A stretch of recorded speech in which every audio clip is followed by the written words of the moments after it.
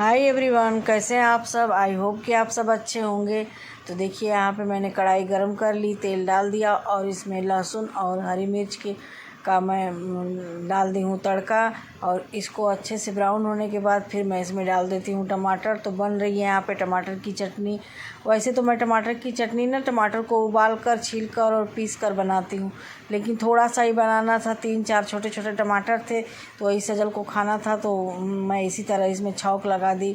बस थोड़ा सा ही बनना है और बनने के बाद ना आधी कटोरी के करीब ये चटनी बनकर तैयार हुई थी। और सजल को खाना था आज आलू का पराठा, तो वही मैं बना रही हूँ इसी के लिए टमाटर की चटनी। यहाँ पे जो गुड़ होता है ना पतला वाला, वही गुड़ रखी थी मैं इस टिफ़िन में, तो वही मैं डाल रही हूँ इसमें। तो एक टमाटर वाली चटनी हुई, इमली की चटनी हुई, ये सब ना गुड़ के ही साथ अच्छी लगती है। चीनी डालते हैं लेकिन ना तो उसका कलर अच्छा आता है ना उसका स्वाद अच्छा आता है, तो गुड़ डालकर चटनी बनाने में ही टेस्टी होता है। तो वही मैं गुड़ डाल दी। और पिछली वीडियो में भी आप लोगों ने देखा कि मैंने आलू का पराठा बनाया था, लेकिन वही है ना, मैंने आप लोगों को पहले भी बताया कि अगर सजल को मैं रोज़ आलू का पराठा बना कर दूँ तो रोज़ खाएगा। तो आज भी उसका मन था वही खाने के लिए। तो आज मैं कोई इसकी रेसिपी नहीं आप लोगों के साथ शेयर कर रही हूँ। बाकी वही सारे मसाले मैंने आलू में मिला लिए हैं जो मैंने पिछली वीडियो में आप लोगों के साथ शेयर किया था।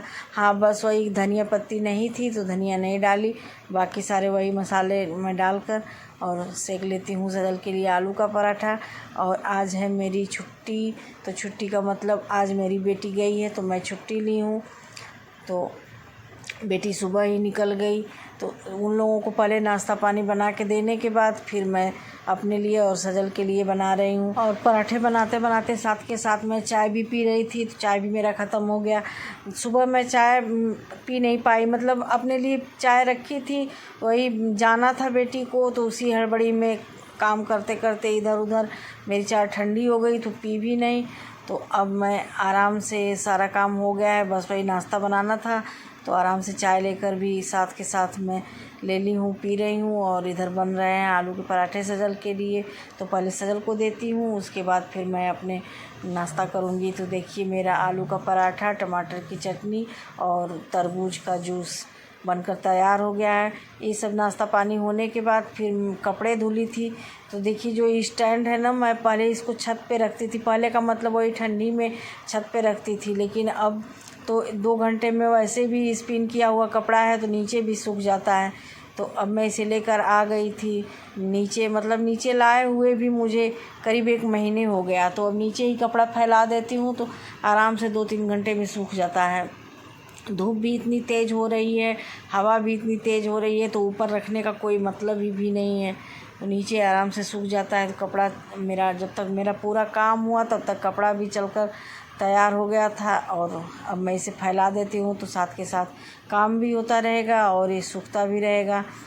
तो घर के सारे काम, झाड़ू पोछा, ये सब तो सुबह ही हो गया था, क्योंकि जाना था उन लोगों को, मतलब बेटी को उसके पापा गए हैं उसे छोड़ने के लिए। वैसे तो वो चली जाती है अकेले, लेकिन फिर भी बोली नहीं पापा चलिए, तो चले गए वो भी छोड़ने के लिए। अब देखिए 1-2 दिन लगता है उनको आने में। तो वही मैं कपड़ा पड़ा हुआ था जिसको फैला दी।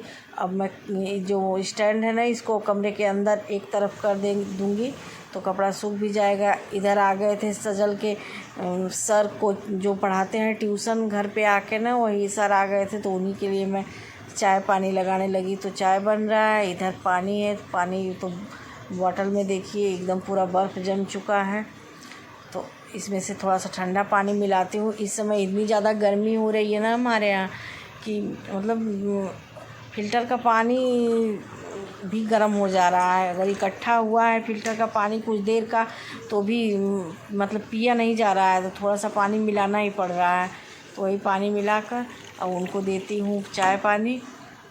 आज सजल के स्कूल की भी छुट्टी थी, तो वो भी स्कूल नहीं गया है, घर पे ही है। और इस समय हो रहा है, हमको लग रहा है कि 11 साढ़े 11 बजे का समय हो रहा है।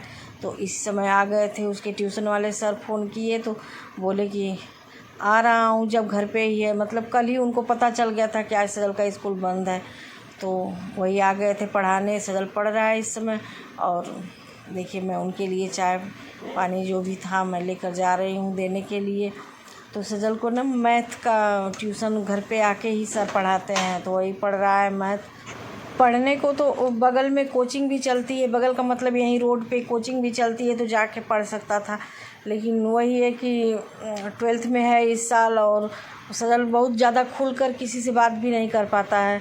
मतलब एक होता है ना कि उसको बहुत जैसे संकोच लगता है किसी से ऐसे पूछने में, तो वहाँ उतने लड़कों के बीच में वो सही से कर नहीं पाएगा, इसलिए उसको घर पे ही एक सब्जेक्ट का कोचिंग लगवा दिए हैं, वही ट्यूशन पढ़ाने आते हैं सर।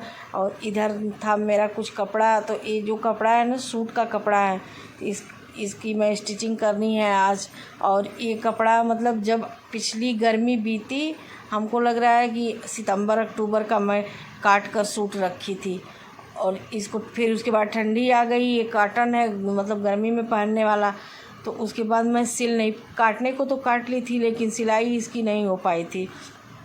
तो वही अब सोची कि गर्मी आ रही है, वो काट कर रखे। अच्छा, मैं भूल भी गई थी बीच में कि इसको मैं काट कर ही भी रखी हूँ। लेकिन एक दिन ऐसे सारे कपड़े अलमारी में से निकाल रही थी, तो सब मतलब याद आया कि अरे इसको तो मैंने काट कर रखा है, तो चलो आज सील लेते हैं।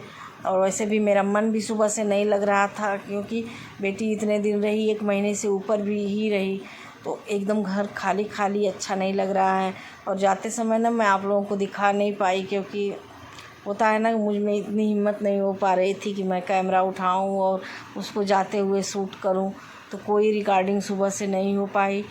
तो वही मैं मन नहीं लग रहा था, तो सोची क्या करूं, तो वही लेकर मैं बैठ गई, चलो आज इसी को कर लेती हूं। और स्कूल भी नहीं जाना था, मतलब मैं छुट्टी ली थी आज के दिन, तो वही करने लगी। और सूट वगैरह सिलना आता है थोड़ा बहुत, सिलाई नहीं सीखी हूँ मैं, लेकिन हाँ काम चलने भर का मैं कर लेती हूँ।